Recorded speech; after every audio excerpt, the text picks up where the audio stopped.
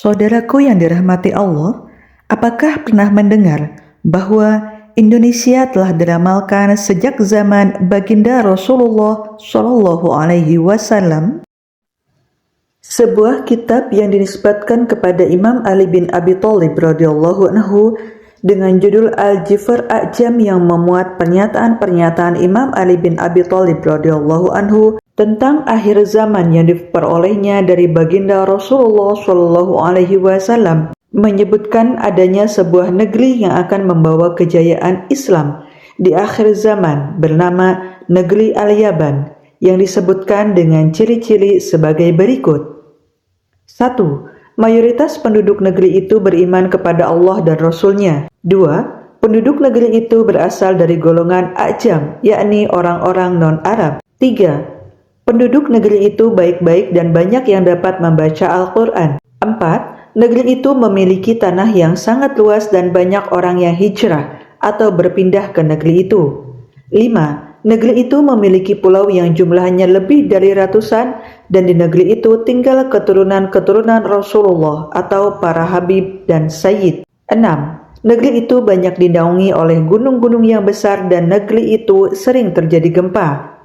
7. Negeri itu menjalin hubungan luar negeri dengan negeri-negeri yang ada di sekitarnya, yakni negeri Cina yang berada di timur jauh dan negeri yang berada di belakang Laut Kuning yang namanya sesuai dengan nama rajanya yang dahulu, yang bernama Koreo, maksudnya negeri Korea.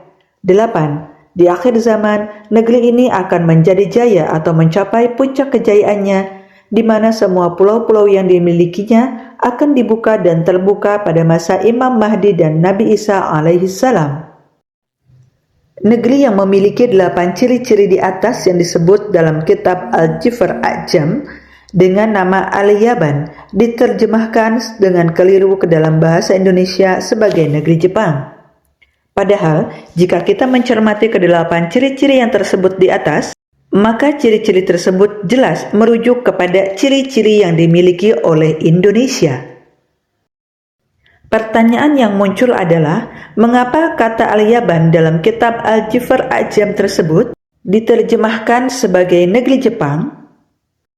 Jawabannya adalah, kata Al-Yaban merupakan pelafalan dari kata Al-Yavan dalam lisan orang Arab, sebagaimana nama Swarna Dwipa, nama Pulau Sumatera dalam bahasa Sanskerta, diucapkan dalam lisan orang Arab sebagai Swarandif, dan bukan sebuah kebetulan pula jika dalam peta kuno Pulau Jawa versi Belanda terdapat daerah yang bernama Javan yang mirip dengan Jepang.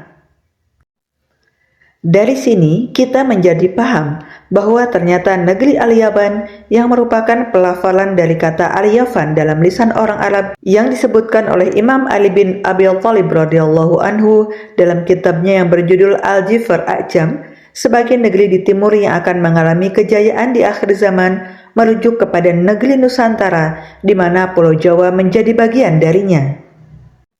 Dalam buku yang berjudul Java, Past and Present, a description of the most beautiful country in the world, its ancient history, people, antiquities, and products, yang ditulis oleh Donald McLean Campbell pada tahun 1915 Masehi, disebutkan sebagai berikut.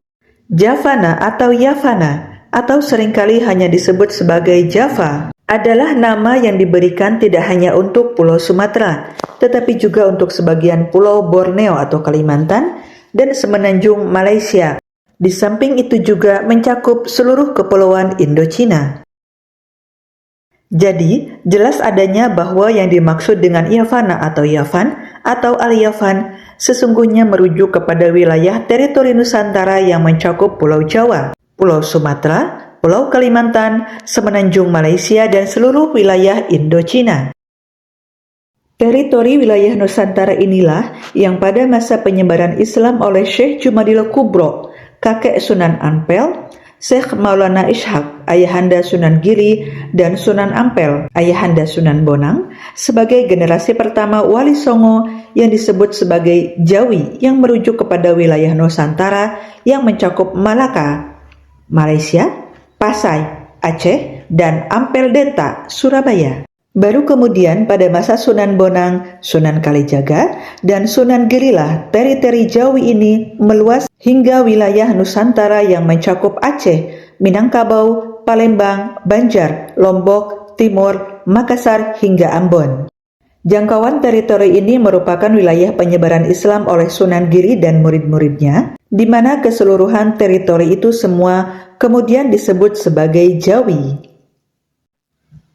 Dalam literatur kuno yang berasal dari tahun 595 sebelum Masehi, disebutkan bahwa kalamus atau sejenis bambu yang diperjualbelikan di pasar barat berasal dari India Timur, atau saat ini disebut Indonesia, dan atau juga disebut sebagai Javan. Javan adalah cucu dari Nabi Nuh, atau orang barat menyebutnya Java, atau sekarang kita menyebutnya sebagai Pulau Jawa atau Pulau Java. Dalam bahasa Sanskerta disebut Yavana atau Yawana, sebagaimana disebutkan oleh Nabi Ezekiel pada tahun 595 sebelum Masehi dan juga pada era Alexander Agung. Donald McLean Campbell dalam bukunya menyatakan bahwa pemerintahan, ilmu pengetahuan, dan seni berbicara secara luas tentang Japetik dan hanya tentang Japetik saja. Hal ini menjadi alasan yang menjelaskan bahwa penduduk awal Pulau Jawa atau Pulau Java adalah ras asli yang muncul dari keempat putra Japhet, dan suku atau masyarakat pulau itu disebut dengan memakai nama putranya. Ras Jawa atau ras Javan ini selain menyebar ke Hindia Timur, Kamboja, Siam, juga ditemukan di Suriah dan Yunani. Jadi, dari penjelasan di atas dapat dipahami bahwa Yavan atau Yavana itu berasal dari nama cucu Nabi Nuh alaihissalam yang bernama Javan bin Japhet, yang kemudian menjadi penduduk awal atau ras asli Pulau Jawa yang dalam bahasa Sanskerta disebut sebagai Java Dwipa atau Jawa Dwipa. Lalu, bagaimanakah ceritanya Yavan atau Yavana yang berasal dari nama cucu Nabi Nuh alaihissalam yang bernama Javan bisa dikaitkan oleh para wali songo menjadi Jawi? Sementara dalam penjelasan di atas hanya disebutkan bahwa Javan adalah penduduk awal atau ras asli Pulau Jawa tanpa ada embel-embel kata Jawi. Jawabannya ada dalam teks Masoret Perjanjian Lama berbahasa Ibrani berikut ini. Inilah keturunan Shem, Ham, dan Japhet, anak-anak Nuh. Setelah air bah itu, lahirlah anak-anak lelaki bagi mereka. Sedangkan keturunan Japhet adalah Gomer, Magog, Madai, Javan, Tubal, Mesech, dan Tiras. Inilah kepulauan Gowi dari keturunan Japhet, yang masing-masing terbagi menurut tanah mereka, menurut bahasa mereka, dan menurut kaum mereka. Teks Masoret Perjanjian Lama di atas menyebutkan bahwa keturunan Japhet bin Nuh termasuk Javan adalah penduduk awal kepulauan Gowi. Kata Gowi di sini ternyata dalam bahasa Ibrani ditulis dengan huruf Jimel, Vav, dan Yod, yang jika ditulis dalam huruf Arab akan menjadi Jim, Waw, dan Ya, yang akan dibaca sebagai Jawi atau Jawi. Oleh karena itu, para wali songo sebenarnya sudah sangat tepat jika mereka menyebut Yavan atau Yavana yang berasal dari kata Javan, yakni dari nama Javan bin Japhet bin Nuh, sebagai Jawi, yang mencakup wilayah teritori Nusantara yang mencakup Pulau Jawa, Sumatera, Kalimantan, Semenanjung Malaysia, dan seluruh wilayah Indochina sebagai tempat tinggal keturunan Japhet bin Nuh. Ramalan Negeri Timur.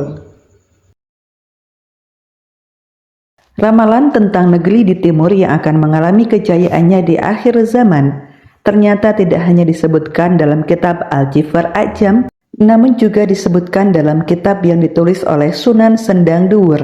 Nama aslinya adalah Raden Nur Rahmad, putra dari Abdul Qahar bin Malik bin Sultan Abu Yazid, yang berasal dari Baghdad, Irak. yang lahir pada tahun 1520 Masehi dan wafat pada tahun 1585 Masehi.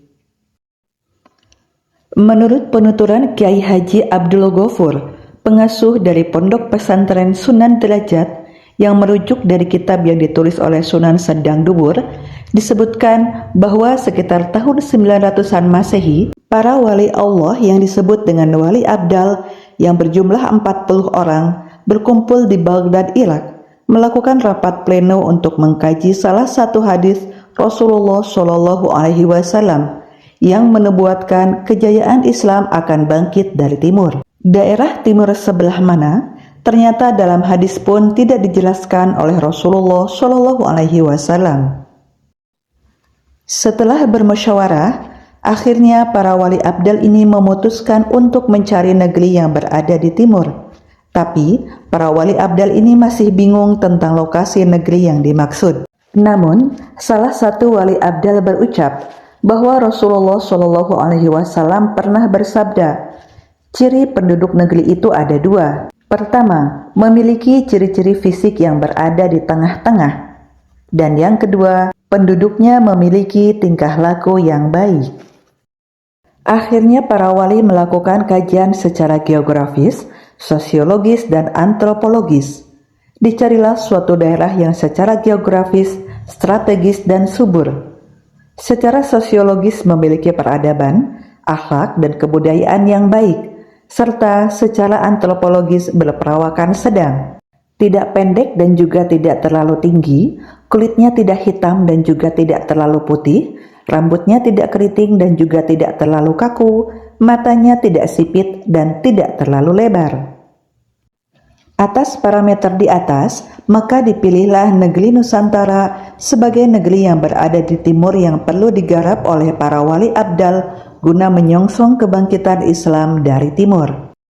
Dan hal menariknya adalah bahwa ternyata ramalan tentang negeri di timur ini ternyata juga tidak hanya disebutkan dalam kitab Al-Jifar A'jab dan kitab yang ditulis oleh Sunan Sendang Duwur, melainkan juga disebut dalam kitab Veda Bhavishya Purana, khususnya bagian Pratisara Parwa, yang berisikan berbagai ramalan tentang masa depan hingga akhir zaman. Dalam kitab Veda Bhavishya Purana tersebut, disebutkan bahwa orang-orang Yavana akan menguasai peradaban dunia pada akhir zaman Kali Yuga. Dalam kitab Veda Ramayana bagian Kiskindha Kanda bab 40 disebutkan bahwa Sugriwa berkata, selanjutnya kalian akan memasuki wilayah Yava Dwipam yang termasyhur yang terdiri atas 7 kerajaan.